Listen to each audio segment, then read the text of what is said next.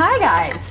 If you're looking for a quick and delicious meal, you can't do any better than making a quesadilla. You can fill them with pretty much anything that you want. They're super delicious, they're family friendly. I could go on and on. Today's recipe is the steak quesadilla, and I am cooking the steak from scratch, but you could certainly use leftover meat of any kind. Steak, chicken, pork, anything like that would go really well in here. To start off with, you should make a little black bean salsa. I have a can of drained black beans in a bowl. I've rinsed them. And to that, I'm adding some cilantro, half a cup of chopped cilantro. So add your cilantro to the black beans. Like I said, it's 1 can, drained and rinsed. I'm just gonna go ahead and put all of this in. It might be a little more than a half a cup. Right here I have, this was 2 plum tomatoes that I diced. That can go in as well. 1 avocado, also diced. Evidently, it's been a while since I've cut an avocado, and I realized that the method that I use can be kind of dangerous if your knife slips. So I'm changing my method. Instead of holding it in my hand and putting my knife into the pit like this, I'm gonna put it on the board. And then you put your knife into the pit. You have a lot less opportunity of slipping and cutting your hand. Slice your avocado. You can peel it or just cut it up in the skin like I do, and then scoop it out with a spoon. I like to use a nice big spoon so they come out in a big piece like that, and that can go into your bowl. A tablespoon of lime juice. Right now I have a skillet preheating because I'm gonna cook my steak over a really high heat. It's about a half a lime. It depends. I mean, limes have been really, really dry lately, so you may need more than a half a lime to get a tablespoon. Depends. About 1/8 of a teaspoon or 1/4 teaspoon of cayenne pepper, depending on how spicy you want it. You can also use fresh chilies if you have them. Salt and pepper. And then just stir everything up to combine. This is going to go great on the side of this quesadilla. For the steak, I have a strip steak seasoned with a little bit of dry oregano and, of course, salt and pepper.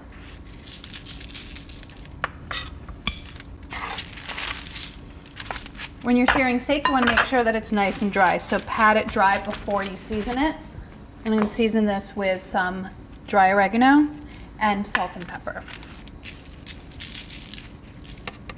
So I've been heating my pan on medium just to start getting it hot. Now I'm going to turn it to high and add about a teaspoon of oil. It's going to smoke probably because my pan has been heating so long, so do not be alarmed. You don't need a ton of fat here, and in fact I probably added more than I need into the pan. And this just cooks till it's rare, because I'm gonna cook it now and then it cooks a little bit further in the oven. So about 2 to 3 minutes per side, just till the steak is rare.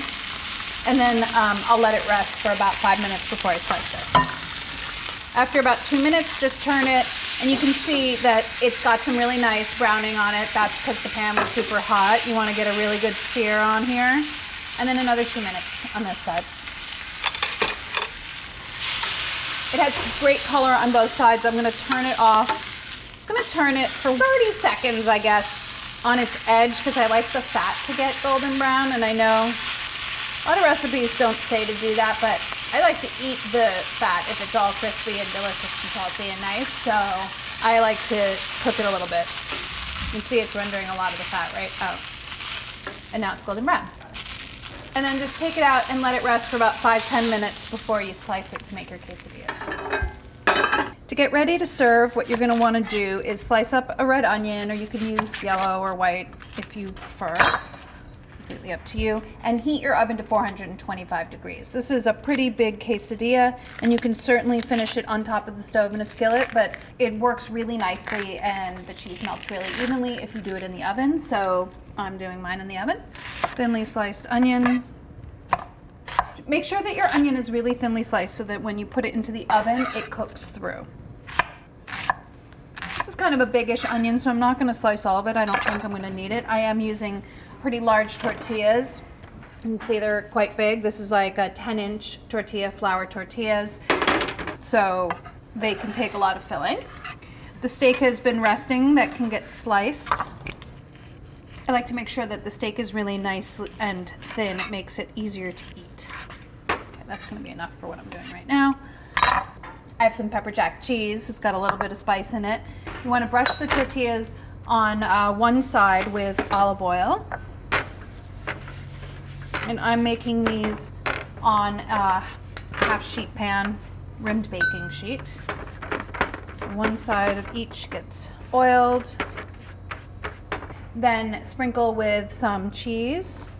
You're gonna make like a cheese packet to enclose all of the goodies. That'll hold everything in place, so don't use too much cheese. It's 1.5 cups total for 2, so about 3/4 of a cup per quesadilla. And the cheese is gonna hold everything in place, so you wanna make sure that you leave enough so that you can do a second layer on top of your onions and your steak. My stomach is growling. I can't wait to eat this. Okay, then a little more cheese. Okay, and then cover. Then just press to make it a little bit even, and then into the oven for about 5 minutes aside. So 5 minutes, flip it, 5 more minutes. Should be golden brown and bubbly.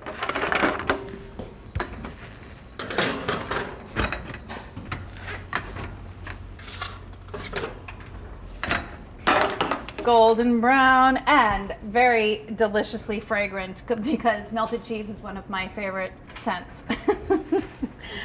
I mean, come on. You can't resist, right? It's delicious. Oh, wait, I need that. Okay. Remove. I have this really big, wide spatula, but you can just sort of slide it onto your cutting board using any spatula. If you can get your hands on one of these, they're awesome and big. That's it. It's done. Serve yourself. I mean, I'm not going to eat this whole thing myself. That would be greedy. But the recipe says to cut it into 6, so that's what I'll do. Want to let it sit just a sec so that the cheese is still melted and warm, but like not oozing everywhere when you try to cut into it. But, you know, the warmer it is, the more enticing, I think.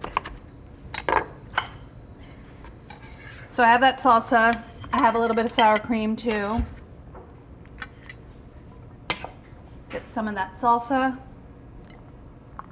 A spoon of sour cream for those of you who like it.